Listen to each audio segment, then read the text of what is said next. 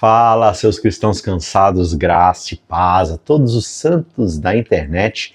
Chegamos ao nosso penúltimo episódio dessa série tão especial que se chama Alusões, Imagens e Símbolos. E o título desse penúltimo episódio, desse 12º episódio, é Precursores. E o que quer dizer precursores?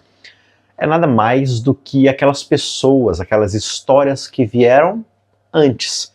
Ou seja, são exemplos que mostram o caminho, como se fosse uma prévia daquilo que vem pela frente. Por isso, na lição de hoje, nós vamos olhar para textos bíblicos cheios de episódios de coragem, de esperança, como, por exemplo, daqueles 3 amigos na fornalha de fogo, Pedro sendo miraculosamente solto da prisão, e até grandes profecias sobre estátuas e bestas do Apocalipse. Então, nós vamos descobrir juntos que essas histórias elas não servem para assustar ninguém, mas para mostrar que mesmo quando tudo fica apertado, fica difícil, Deus está do nosso lado, seja livrando a gente do fogo, seja apenas segurando a nossa mão. O importante não é o tamanho da multidão, mas sim o poder de quem manda ou a pressão para todo mundo agir igual. Por isso, o segredo está em confiar naquele que é mais poderoso do que tudo, de servir e de amar de verdade, sabendo que no final Deus tem a última palavra, não importa o tamanho do poder terreno que está contra nós. Então, já deixa o seu like no vídeo, pegue a sua Bíblia e vem com a gente para entender como é que esses precursores ainda falam direto ao nosso coração, ainda hoje. Antes da gente começar, eu já peço a você encarecidamente, você que conhece o canal, você que já frequenta aqui o nosso canal, assiste o nosso conteúdo, a lição toda semana, consome os nossos vídeos de cursos, você já conhece o material, então deixa o seu like. E você que ainda não conhece, aproveita para se inscrever aqui no canal, assinar as notificações para você não perder nada e assim você fica por dentro de tudo que aparece aqui, os nossos cursos de estudo da Bíblia, né, os nossos estudos bíblicos e tudo mais, além da lição toda semana, então não fique de fora. E ao final desse vídeo, se você se sentir abençoado de alguma forma, considere também deixar o seu like, isso ajuda demais o nosso canal para a gente poder aparecer, ser divulgado para mais pessoas que estão interessadas em ouvir a palavra de Deus, tá certo? Vamos então para o nosso estudo dessa semana.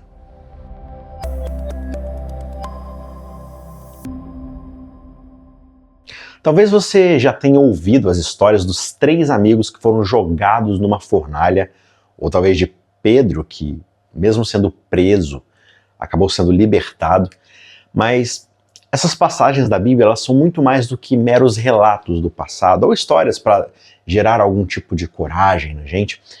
Elas funcionam sim para nos inspirar a termos esperança e confiança, especialmente quando nós pensamos nos desafios que o futuro pode trazer. Quando nós lemos as profecias, nós percebemos que o futuro será bastante complicado para aqueles que são fiéis a Deus. Mas a gente vê na Bíblia justamente essas histórias mostrando como Deus está agindo, mesmo quando a situação fica difícil.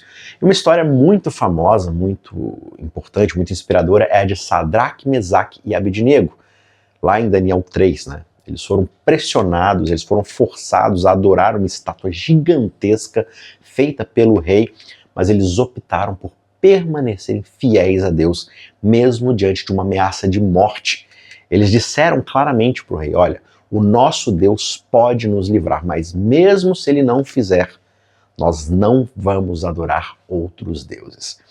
E aqui a lição não é só sobre confiar no milagre, mas também em aceitar que Deus ele pode agir às vezes de uma maneira diferente do que as nossas expectativas indicam. Acima de tudo, nós precisamos confiar nele, não importa o resultado, não importa o que aconteça. No meio das chamas, aí então surge alguém semelhante a um filho dos deuses, mostrando que o próprio Deus estava presente ali no momento mais difícil daqueles 3 jovens. A gente vai falar um pouco mais sobre isso, mas uma outra história é a de Atos 12, onde a igreja primitiva, os primeiros cristãos enfrentavam perseguição pesada. Tiago tinha sido morto, né? Mas Pedro ele foi miraculosamente solto da cadeia. E isso mostra que Deus ele não age sempre do mesmo jeito. A fidelidade a ele não é garantia de que a gente vai escapar de todos os problemas. O importante é permanecer firme sabendo que Deus está conosco em qualquer situação. O próprio Jesus aconselhou: não se perturbe o coração de vocês. Lembrando que a verdadeira paz, ela vem da confiança de que Deus, ele domina tudo, ele tem o controle da história, até aquilo que a gente não entende, não consegue colocar nas nossas mãos, pesar, ponderar, mas Deus pode.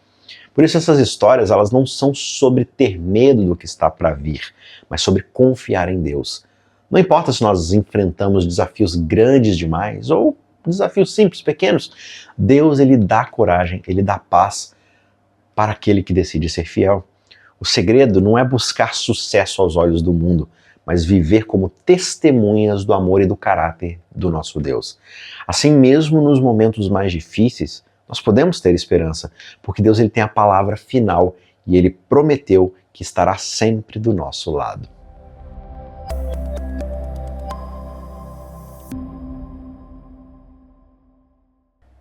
No capítulo 2 do livro de Daniel, a Bíblia traz uma das visões proféticas mais impressionantes para aquele que deseja entender o sentido da história.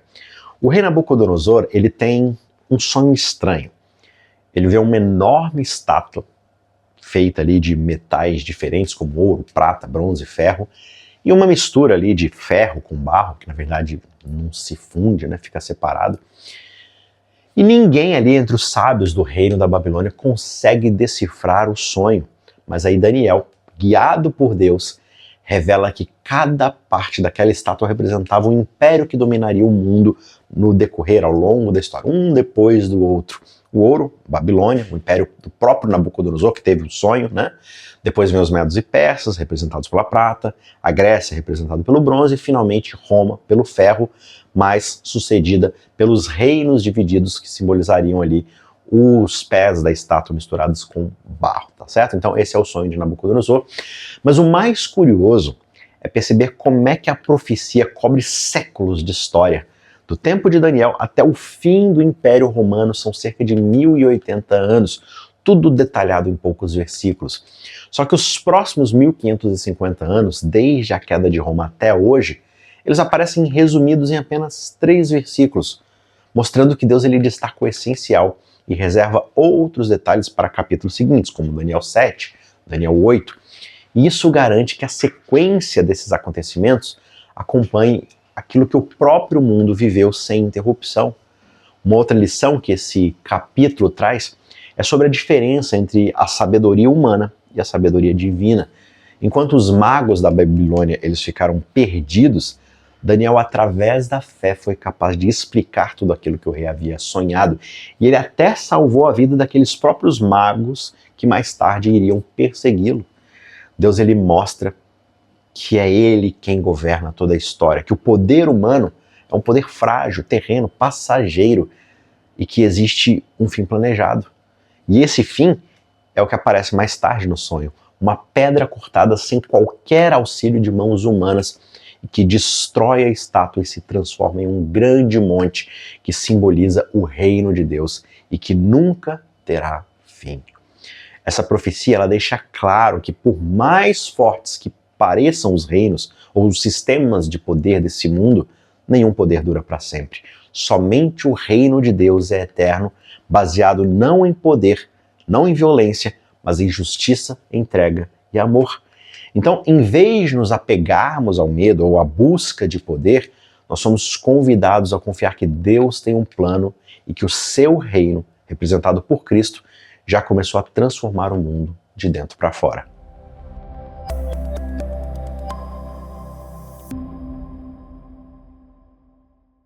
Voltando ao capítulo 3 de Daniel, que a gente viu logo no comecinho aqui da discussão da lição, ali a gente tem uma repetição de 7 grupos de autoridades e de 7 tipos de instrumentos musicais. Eles são citados várias e várias vezes, e essa repetição constante no texto, que talvez para o leitor moderno possa ser meio enfadonho, meio cansativo, né?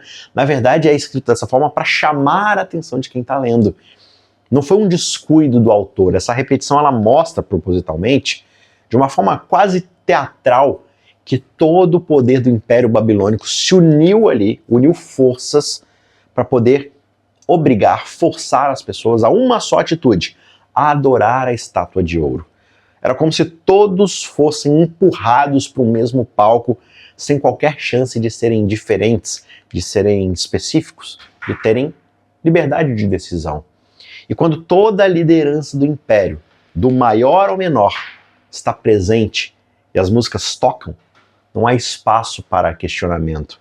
A música, que deveria inspirar, acaba virando um tom de coerção.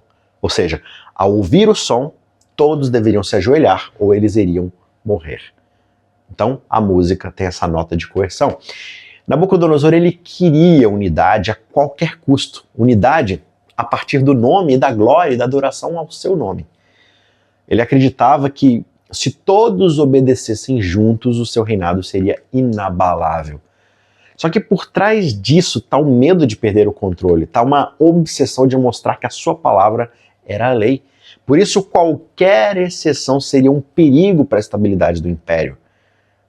Não é à toa que alguns ali logo correram para dedurar os que não se ajoelharam. Eles não servem os teus deuses. Esse tipo de postura de querer obrigar todo mundo a pensar e agir igual ainda se repete muito. Qualquer governo tirânico, mesmo que tenha começado de uma forma boa, buscando o interesse da população, as grandes revoluções na história que visam trazer igualdade para todo mundo, no fim acabam voltando para o mesmo modelo totalitário. A gente vê essas tendências muito parecidas, né? Pessoas sendo pressionadas a se encaixar em padrões, seja por regras do trabalho, das redes sociais, ou até dentro da igreja, onde às vezes se valoriza muito mais a aparência ou os números e resultados do que a fé verdadeira. Por isso o exemplo de Sadraque, Mesaque e Abednego é um grande alerta para nós. Esses rapazes, eles não se deixaram levar pela pressão. Mesmo sob a ameaça de morte, eles mostraram que a verdadeira lealdade não pode ser forçada de fora para dentro. A resposta deles ensina que fé não é fazer tudo igual por medo ou para poder agradar alguém. Fé é confiar em Deus mesmo quando é difícil fazer isso. Daniel 3 é um desafio a todos nós, hoje, a não cairmos na tentação de forçar ninguém a agir igual, seja em nome do progresso, da religião ou de qualquer outra coisa. O reino de Deus, ele não é construído na base da coerção, ele é construído na base da confiança, da diversidade de pensamento e do amor que respeita a escolha de cada pessoa.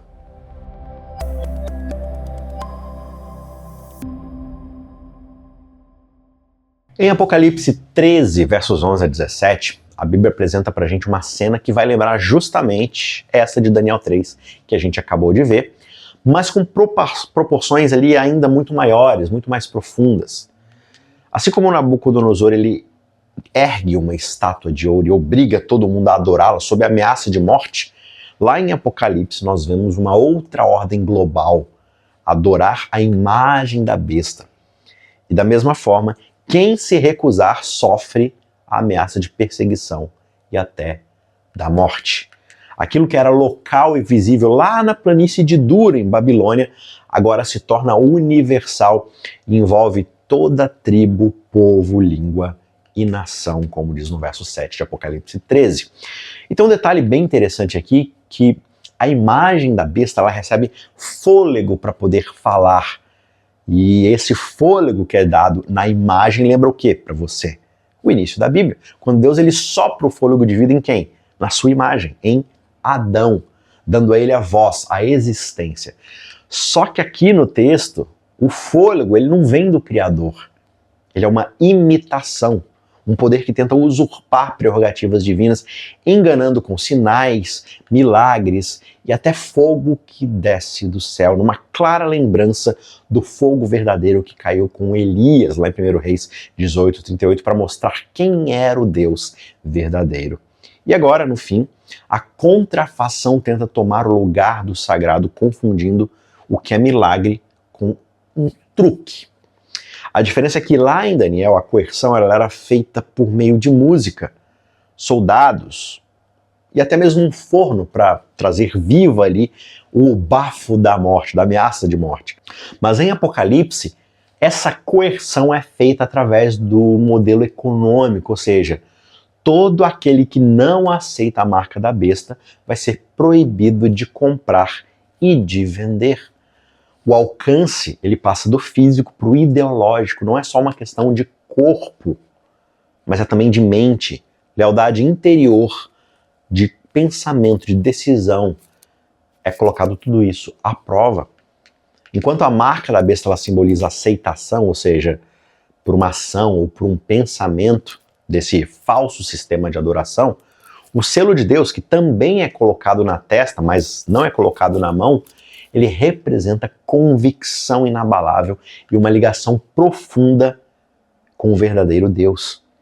A crise final, portanto, ela não é sobre apenas obedecer uma regra externa, mas é sobre quem ocupa o centro do nosso coração e da nossa mente, ou seja, da nossa vontade e que leva à ação. É o cordeiro ou é o dragão? Assim como lá na fornalha de Daniel, o teste aqui não é só sobre sobreviver, mas sobre fidelidade mesmo diante de ameaças. O fogo, seja literal ou simbólico, representando outras formas de perseguição e de morte, vai mostrar quem nós somos de verdade. Porque no fim, Deus ele está nos convidando a uma escolha autêntica, uma escolha baseada em confiança e amor, sem pressões, sem aparências, uma escolha genuína, livre. Essa batalha, ela não tem espaço para neutralidade. Cada um de nós é chamado a decidir. E aí, de que lado você vai ficar?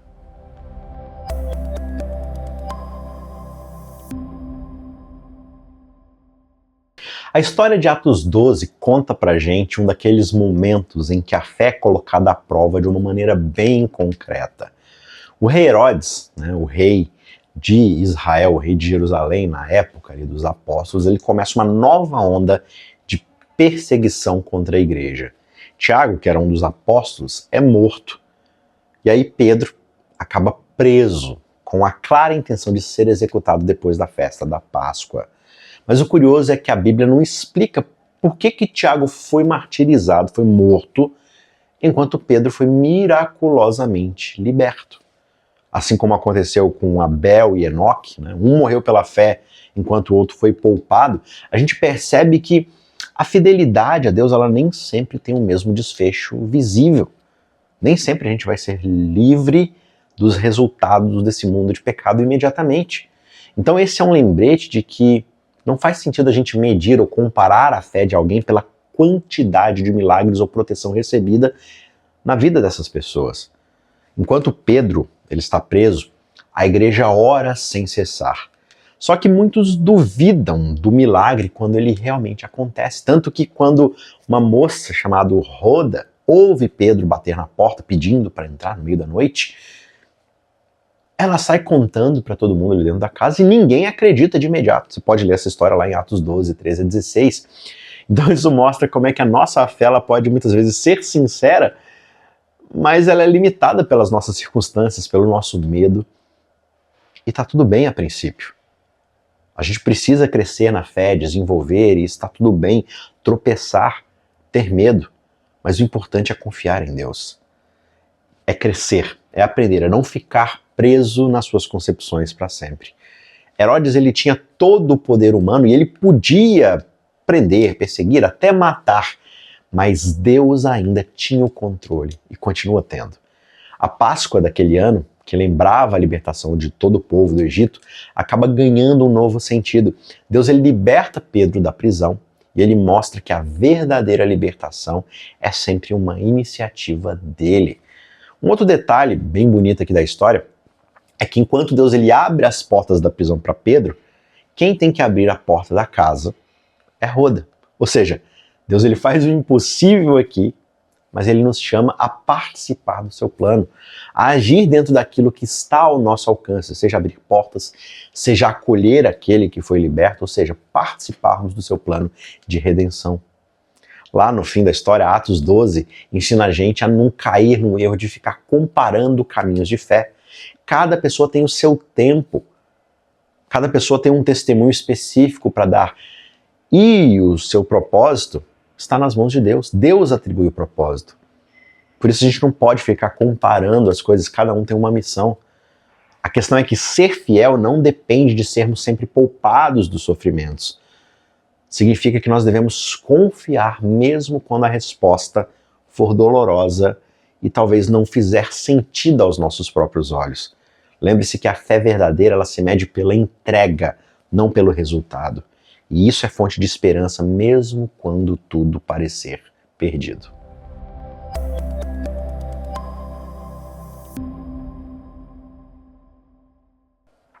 Quando nós olhamos para o Apocalipse, especialmente o capítulo 13, nós nos deparamos com uma escolha crucial.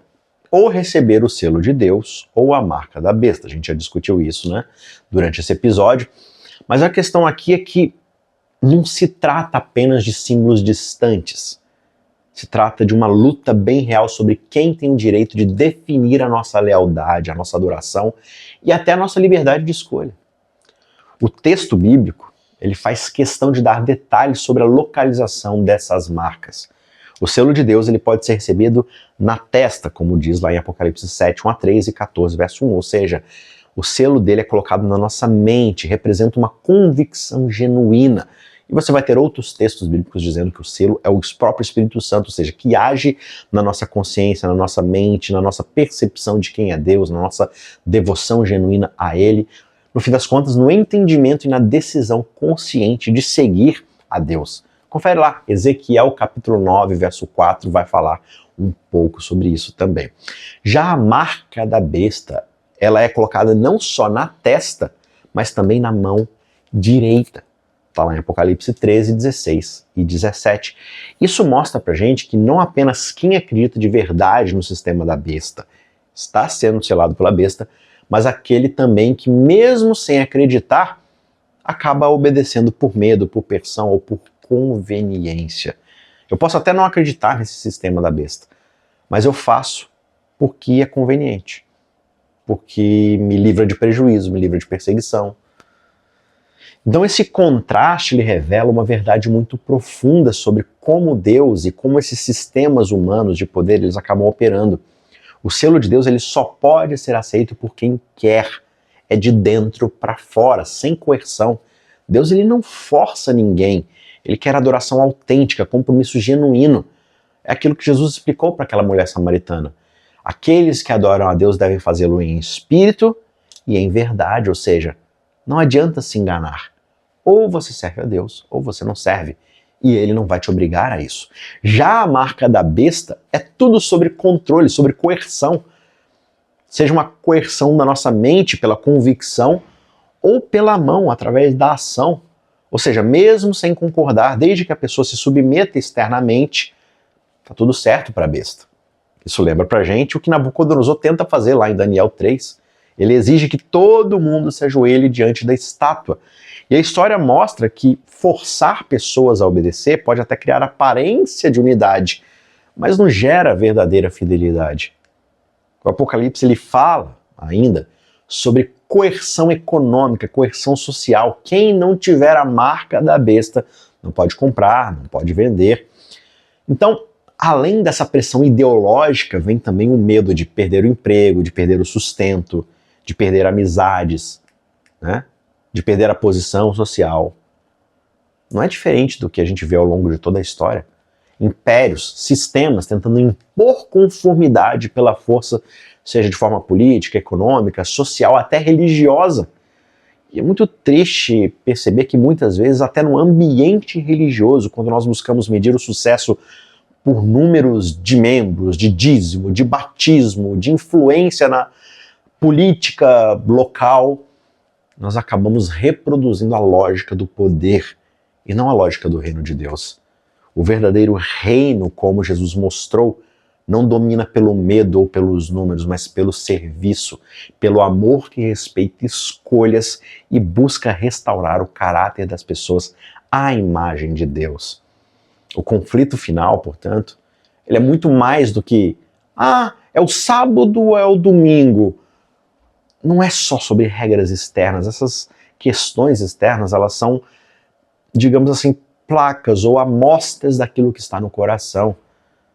A verdadeira questão aqui é essa: quem é que controla o seu coração? Ou quem é que tem a devoção genuína do seu coração? A besta, ela busca uma uniformidade, ou seja, uma obediência cega. Não importa se você concorda ou não, desde que você obedeça. Deus, ele quer transformação e a entrega sincera. Por isso hoje, não importa se você nem sempre consegue obedecer plenamente o que Deus pede. Às vezes você está com dificuldade de seguir tudo.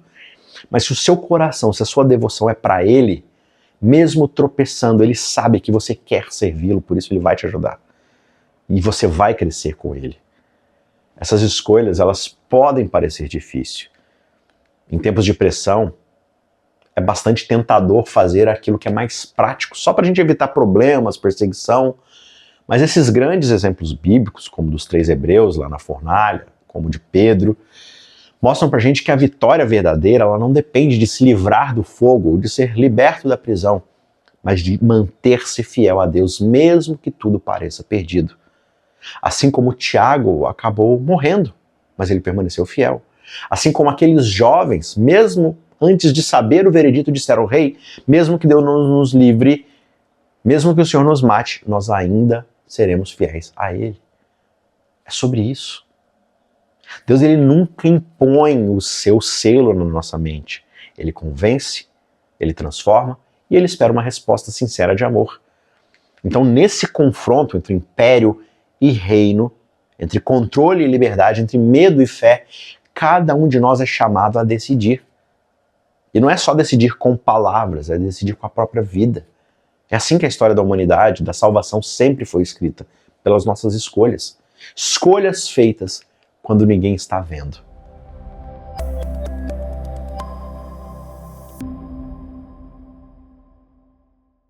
Como seguidores de Jesus, nós somos chamados a não basear a nossa resposta em tamanho, em poder ou pressão, para sermos iguais aos outros, iguais a todo mundo. O exemplo de Daniel 3, que a gente discutiu durante esse episódio, deixa muito claro. Deus valoriza a sinceridade e o caráter. Não números, não o alcance de alvos, de objetivos, não demonstrações externas, terrenas. Nabucodonosor, ele quis todo mundo se curvando igual à sua estátua. Mas só 3 jovens tiveram coragem de agir segundo a própria convicção, de acordo com a própria consciência. Mesmo estando em minoria, eles foram fiéis a Deus. E isso mostra que para Deus a autenticidade vale muito mais do que exibir força ou popularidade. Na igreja, na nossa comunidade de fé, nós também enfrentamos o risco de priorizar quantidade ao invés de essência, aparência ao invés do interior. Nós focamos muito em quantidade de membros, quantidade de igrejas, influência na sociedade, mas o que realmente importa para Deus são os frutos do Espírito: amor, alegria, paz, bondade e por aí vai. Você tem uma lista extensa em Gálatas 5, 22 a 23. E o compromisso com a verdade é essencial. Deus, ele não quer uma igreja feita de pessoas que só obedecem por costume, por tradição ou por medo de ir para o inferno, mas sim de corações convencidos e transformados pelo seu Espírito. A comunidade que Deus deseja nos últimos dias é justamente aquela comunidade que acolhe a diversidade, que serve com humildade e que defende a justiça, mesmo que pareça pequena, frágil aos olhos do mundo. Mas é gente que se apoia, que ora junto, que confia que o poder de Deus se aperfeiçoa justamente na nossa fraqueza. É onde nós somos fracos que Ele é forte. Esse é o verdadeiro testemunho que faz diferença. Viver e amar de verdade, mesmo quando o caminho vai contra a multidão. Por isso, depois da gente ver tantas histórias incríveis, né, dos 3 amigos, na fornalha, de Pedro sendo libertado, as visões proféticas de Daniel, os cenários finais de Apocalipse, a gente percebe que o convite de Deus nunca foi sobre seguir a multidão. Nunca foi sobre mostrar poder ou cumprir regras por fora, regras externas. O que Deus quer de nós é um coração entregue, submisso. É a nossa confiança, mesmo nos momentos difíceis. E uma fé que não depende de resultados, mas de um relacionamento verdadeiro, genuíno com Ele.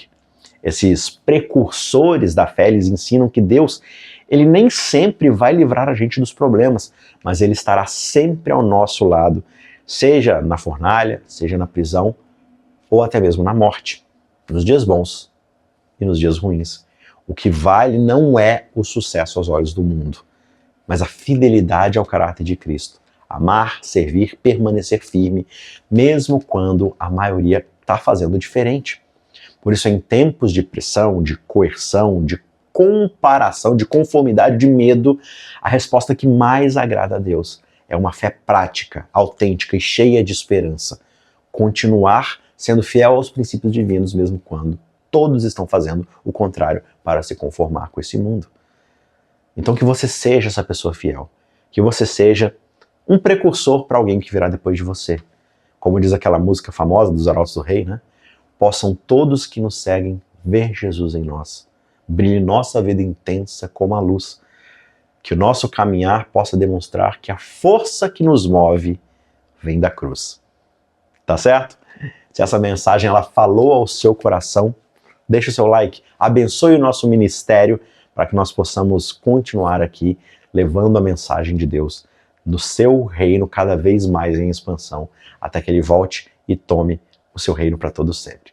Beleza? Compartilhe esse vídeo com quem precisa dessa esperança, comenta aqui embaixo como Deus tem fortalecido a sua fé nos dias difíceis e, claro, se você ainda não é inscrito, se inscreve no canal para você não perder nenhum dos nossos estudos e a gente se vê na semana que vem para o fechamento dessa série maravilhosa que é o estudo das profecias. Até lá!